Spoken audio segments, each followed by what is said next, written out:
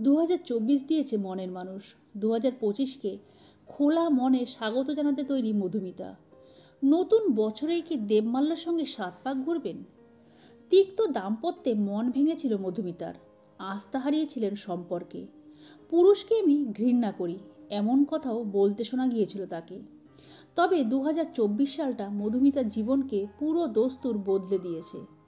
সৌরভ চক্রবর্তীর সঙ্গে সংসার ভাঙার প্রায় 5 বছর পর নতুন করে প্রেমে পড়েছেন মধুমিতা।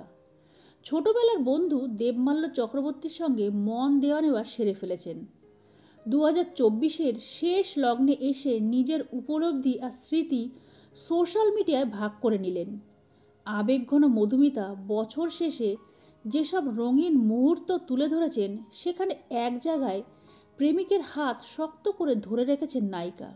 তিনি লেখেন, নিজের নিয়মেই বছর শেষ হবে, সেটাকে আমি আটকে রাখতে পারবো না। তবে 2024-এ যা যা করেছি সেগুলো একবার ফিরে দেখতেই পারি। এই বছরটা ছিল আশীর্বাদে পরিপূর্ণ। মধুমিতা আরও লেখেন, এই বছরটা আমাকে শিখিয়েছে কিভাবে ছোট ছোট জিনিসেও জীবনে খুশি থাকা যায়। শিখিয়েছে জীবনের ওপর আশা ভরসা রাখতে হয়। মনে করিয়েছে যদি বিশ্বাস অটুট থাকে, তুমি ধৈর্য ধরে অপেক্ষা করো, তাহলে সঠিক ফল পাওয়া যাবে। সবচেয়ে বড় কথা, যখন তুমি সেই ফলের অপেক্ষাও করবে না। এই বছর দুর্গাপুজোতেই দেবমাল্যর সঙ্গে প্রেমে শিলমোহর দিয়েছিলেন মধুমিতা। এরপর নিজের জন্মদিনে প্রেমিকের হাত ধরে দক্ষিণ ভারতে ঘুরতেও গিয়েছিলেন। আর কোনো রাগঢাক নেই, খুল্লাম খুল্লাই প্রেমের কথা স্বীকার করে নেন তিনি। সম্প্রতি দিদি নাম্বার 1-এর মঞ্চে দেবমাল্যর সঙ্গে প্রেম নিয়ে মুখ খুলেছেন মধুমিতা। ছোট পর্দার পাখি জানিয়েছেন তারা ছোটবেলার বন্ধু, তবে মাঝে অনেক বছর যোগাযোগ ছিল না।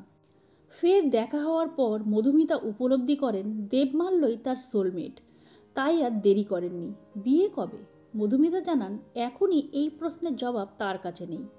তবে চর্চা 2025 সালেই নতুন জীবনের পথে পা বাড়াতে পারেন মধুমিতা সরকার। সৌরভকে বিয়েটা অল্প বয়সের ভুল ছিল, এবার কিন্তু ভেবে চিনতে মনের মানুষ বেছেছেন মধুমিতা। দেবমাল্য পেশায় ইঞ্জিনিয়ার, আইটি সেক্টরে চাকরি করেন। মধুমিতার মতো তিনিও ঘুরতে বেজায় ভালোবাসেন। এখন আর ঘুরতে গেলে গাইডকে ছবি তোলার জন্য রিকোয়েস্ট করতে হয় না, দেবমাল্যই মধুমিতার ছবি তুলে দেন। তো বন্ধুরা, আজকের ভিডিওটা এই পর্যন্ত। পরবর্তী বিনোদনমূলক ভিডিও নিয়ে আমরা খুব তাড়াতাড়ি ফিরে আসবো। ততক্ষণের জন্য সবাই খুব ভালো থাকবেন, সুস্থ থাকবেন। দেখা হবে আগামী পর্বে। নমস্কার।